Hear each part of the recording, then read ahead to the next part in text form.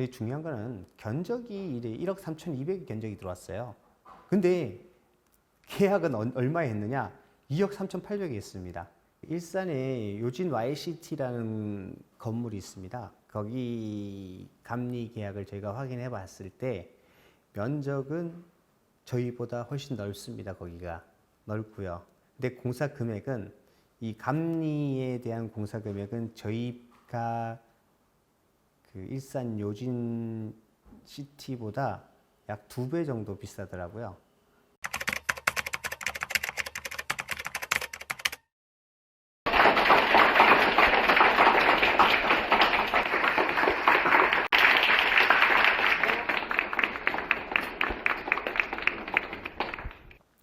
이제 두 번째 조합의 계약 관계에 대해서 좀 설명을 좀 드리도록 하겠습니다. 도정법에 의해서 지금 계약 업체를 선정을 하기 위해서는 기본적으로 이제 입찰 공고도 하고 현장 설명도 하고 예산 승인도 받고 이런 절차가 있습니다. 하지만 쭉 보시면 아시겠지만 우리 조합에서 진행한 입찰은 2013년 11월에 다 진행을 했습니다. 쭉 보시면 다 2013년 11월이에요. 그리고 대부분 다 전부 다 그렇죠? 그리고 나서 이제 계약일은 언제냐? 2014년, 2015년 쭉 있어요. 근데 예산 승인이 뭐냐면 이 예산을 잡아가지고 이 예산 안에서 입찰을 하는 겁니다. 예를 들어서 이 예산을 100원을 잡았어요. 그러면 입찰이 들어왔을 때 110원이다. 그럼 이건 다 유찰이 되는 겁니다. 즉 우리가 100원을 예산을 잡았기 때문에 100원 안에서만 모든 사업 집행을 할 수 있다는 거죠. 즉 우리 또 국가가 예산을 잡으면 예산이 없으면 다른 사업을 진행을 못하듯이 이 또한 그런 논리로 본다는 게 맞다는 겁니다. 도정법에서 그래서 예산을 무조건 당해 연도에 사용할 사업비에 대한 예산을 무조건 수립하게 되어 있습니다. 하지만 우리 조합은 여기 보시면 예산 승인일이 입찰일 이후에 다 잡혀 있습니다. 즉 입찰을 보기 위해서는 예산을 다 세워놓고 2013년 11월에 입찰을 받으면 그 전에 우리가 얼마만큼의 예산이 필요하다는 걸 다 잡아놨었어야 되는데 그런 내용은 다 입찰이 지나고 계약이 다 된 이후에 예산이 집행이 됐다는 걸 볼 수 있습니다. 또 하나가 지금 제가 여기 또 빨간색으로 표현했는데 전체적인 계약에 대해서 문제가 다 있습니다. 하지만 지금 제가 워낙 많다 보니까 어떤 부분이 어떻다라는 걸 말씀드리기 전에 몇 가지만 먼저 말씀을 드리겠습니다. 도시계획 변경 업무 보시면 2013년 12월 22일 날 1억 2천의 견적서가 들어왔습니다. 그리고 14년에 4월에 1억 2천을 계약을 했고요. 그리고 나서 감액 변경 계약을 했어요. 1억 1,500으로. 그리고 나서 갑자기 16년 5월 23일 5억 6천으로 증액을 합니다. 변경 계약을 해요. 아무런 절차도 없이 그냥 한번 계약을 했기 때문에 수의 계약으로 그냥 연장을 한 겁니다. 설계 변경이라는 명목하에. 근데 이런 계약은 하지 않는다는 거죠. 기본적으로 1억 2천에서 당초 계약보다 자기의 몸이 대략 한 4배? 4배가 넘죠? 한 4.5배 되는 계약을 했단 말이죠. 이런 계약은 말이 안 되는 계약이라는 걸 말씀을 드리는 거고요. 국가계약이나 상식선에서 일반적인 민간기업에서도 이런 계약은 될 수 있으면 하지 않는 걸로 제가 알고 있습니다. 또 하나 보면 7번 공원설계 및 공사비 산출이라는 항목이 있습니다. 거기 보시면 디자인그룹 담이라는 업체가 있어요. 똑같습니다. 예산 승인, 입찰, 계약일 아까 제가 말씀드린 대로 다르고요. 제일 중요한 거는 견적이 1억 3,200이 견적이 들어왔어요. 근데 계약은 얼마에 했느냐? 2억 3,800에 했습니다. 이건 누가 보더라도 이게 납득할 수 없는 계약이에요. 예? 그리고 지금 보시면 아시겠지만 이주관리, 범죄 예방 및 환경설계, 범죄 예방 수립 및 설치 공사, 지작물 조사, 상수도 폐쇄, 소화전 이설, 가스 폐쇄, 전기 폐쇄 다 한 개 업체예요. 지금 계약할 게 유림전기건설, 요게 유림 CNC로 바뀝니다. 근데 보시면 이주관리, 유림전기건설 이름 이름에서 아시다시피 이주관리하고 상관없는 전기통신업체입니다. 제가 직접 확인을 했고요. 이 업체에다 통화를 했고 전기통신을 하는 회사라는 얘기를 직접 들었습니다. 그리고 범죄 예방 및 환경설계, 왜 전기설비에서 하는 회사에서 하는지 모르겠습니다. 전기공사하는 업체에서 범죄 예방 수립 및 설치공사, 이 또한 마찬가지예요. 전기공사에서 한답니다. 더 웃긴 거는 뭐냐면 지작물 조사, 상수도 폐쇄, 소화전 이설, 가스 폐쇄, 전기 폐쇄, 이 부분도 왜 전기공사에서 하느냐 이거죠. 그리고 가스 폐쇄나 전기 폐쇄 같은 경우는 이 민간에서 할 수 있는 사항이 아닙니다. 즉 가스공사나 한국전력공사에서만 할 수 있는 사항이에요. 즉 조합에서 전화 한 통화해서 이거 빼주십시오라고 한다 그러면 그 부분을 가지고 전기나 가스공사나 거기서 우리가 조합에서 이제 접수한 사항을 가지고 공사를 하는 부분인데, 그런 업체에다가 지금 보시면 아시겠지만 뭐 2018년 4월에 최종적으로 8억 8,600 그리고 7억 3,200 그 지정물에서 10억, 이 말도 안 되는 금액을 왜 이 전화 한 통화만 하면 처리할 수 있는 그런 공사를 이런 업체한테 준다는 것 자체는 상식적으로 이해할 수 없는 부분이고요. 그리고 타 재개발 지역에서 흔히 하는 쪼개기 계약에 대한 전형적인 계약 방법으로 지금 나타나고 있습니다. 즉 뭐냐면 저희도 쪼개기 계약의 하나의 방법으로 지금 이 부분을 진행하고 있다라는 내용이었죠. 그리고 지금 보시면 또 하나가 뭐냐면 이제 평가업체 2개사, 토지 수용 재결, 명도 소송 이렇게 되어 있는데, 요 보시면 소방통신감리, 정비기반시설 도로공사, 정비기반시설공사 이렇게 되어 있습니다.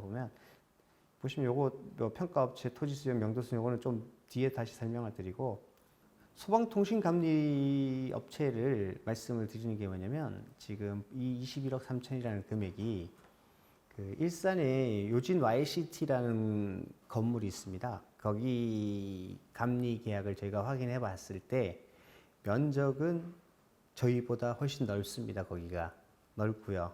근데 공사 금액은, 이 감리에 대한 공사 금액은 저희가 그 일산 요진 시티보다 약 2배 정도 비싸더라고요. 이런 말도 안 되는 계약 금액이라는 것 자체를 말씀을 드리는 거고요. 그리고 또 하나가 정비기반시설 도로공사하고 공원 등 공사라고 되어 있는데, 이 동남관영이라는 요식행위는 거쳤습니다. 이제 3개 업체에서 입찰을 해가지고 선정이 됐다. 근데 이거 보시면 아시겠지만 이 똑같은 문제가 있고요. 또 하나, 아무런 도서가 없는 상태에서, 아무런 물량도 없는 상태에서 어떻게 이 사항에 대해서 측정이 됐는지는 누구도 알 수가 없습니다. 조합은 알고 있겠죠. 근데 저희한테는 공개된 대상이 없다라는 걸 말씀을 드리는 거고요. 또 하나가 이 정비 기반 시설 보면 동남공영의 공원 등이라고 되어 있어요. 이거는 또 수의 계약을 한 겁니다. 즉 이 금액을 가지고 계약을 했고 요거는 추가로 해가지고 수의 계약을 한 거예요. 이것 또한 말도 안 되는 내용입니다.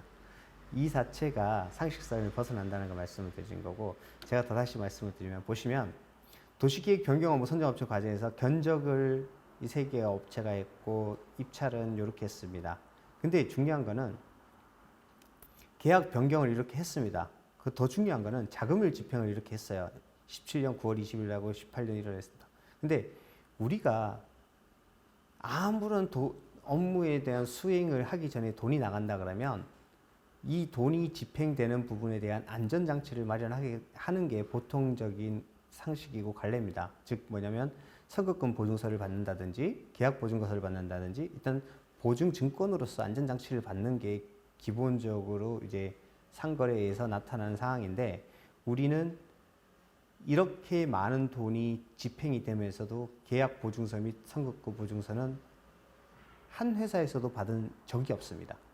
또 하나가 말씀드렸다시피 이 아까 말씀드린 공원 설계 및 공사비용 선정 과정에서 디자인 그룹 담이 입찰은 1억 3,200, 계약은 2억 3,800. 더 중요한 거는 18년 2월에 4,020% 계약금이 나갔습니다. 나갔는데 또 여기도 마찬가지로 계약 보증서 및 선급금 보증서 자체는 없었습니다. 그리고 또 하나가 이주관리. 아까 말씀드렸듯이 보시면 유림전기건설, 세대당 해가지고 쭉 금액이 있고요. 쭉 보면 이 계약은 진행을 했고 여기는 이제 돈이 집행이 되진 않았어요. 보시면 아까 말씀드렸다시피 계약은 이주관리 입찰을 유림전기건설로 했지만 계약은 유림전기에서는 2016년 2월 4일 유림 CNC로 계약을 다 진행했습니다. 그리고 입찰 참가 업체 전부 범죄 예방 대책 및 설계와는 관계없는 전기 및 통신 회사가 입찰에 참여했습니다. 참가 자격되지 않는 2개 업체가 참가해서 업체를 선정했다는 거죠. 이 자체도 말이 안 되는 거고요. 그리고 성면업체, 조사업체 선정 과정 또한 마찬가지예요. 보시면 업체 선정을 입찰을 하고 계약을 하고 돈이 나갔는데 안전장치는 없다라는 거죠. 안전장치는 없었습니다.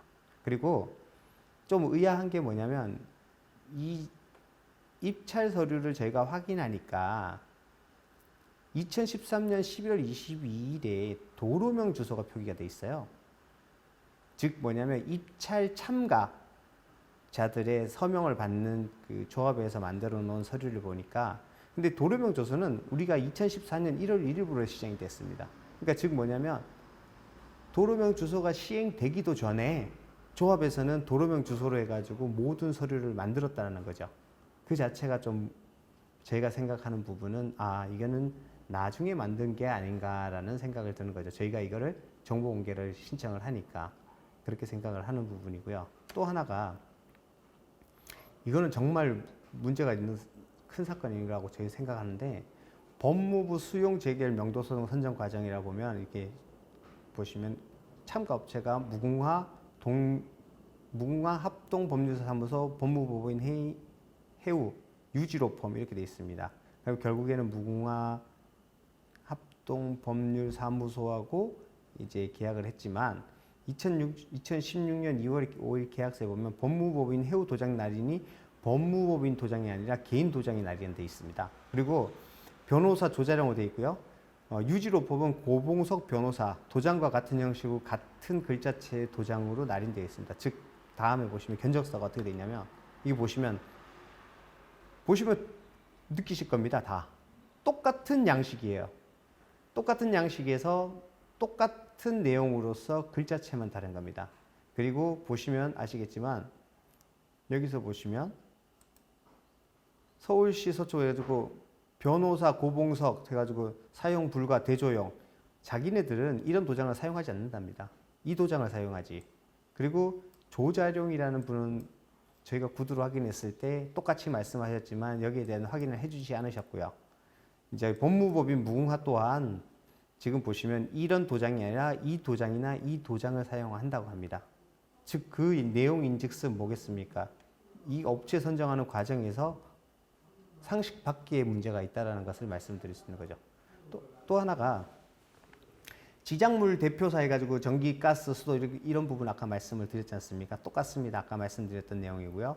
예, 전기업체가 계약을 했고요. 전부 다 그리고 상하수도 면허는요. 전기업체가 할 수 있는 게 아니라 상하수도 면허를 가진 업체가 공사를 진행을 해야 되는 거고요. 지금 말씀하신 대로 이 부분은 원래 철거에 다 포함되는 부분입니다. 그리고 아까 말씀드렸듯이 전기하는 부분들이 전기공사가 할 수 있는 사항은 아닌 걸 계약을 했다는 걸 말씀드리는 거고 또 지금 보시면 한 가지가 더 있는 게 뭐냐면 그 무상양도 감정 업체 선정을 하는데 보시면 견적서에는 나라감정평가법인이 2013년 보수 기준의 80%, 태평양 감정평가법인이 2012년 보수 금액의 80%로 견적을 넣었습니다. 하지만 계약했을 때 당시에는 어떻게 되어 있느냐? 나라감정은 보시면 2013년 보수 기준의 80%로 되어 있습니다. 그런데 태평양 감정평가법인은 2014년 여기는 분명히 견적이 때는 2012년이라고 되어 있습니다. 2014년 보수 기준의 80%로 되어 있다는 걸 말씀드리죠. 즉 금액을 올려줬다는 내용입니다. 왜 올려줬는지는 제가 알 수 없습니다만은 이렇게 비상식적인 부분으로서 계약을 진행을 했기 때문에 이 공사 금액 자체가 사업비 자체가 천문학적으로 늘어난 것이 아닌가라고 생각하는 부분입니다. 여기에 대해서는 뭐 다른 분들도 크게 반론은 없을 것이라고 생각합니다. 이제 여기는까지가 이제 계약에 대한 부분을 마치도록 하겠습니다. 그리고 설계나 시공사 부분은 차후에 따로 말씀을 드리도록 하겠습니다.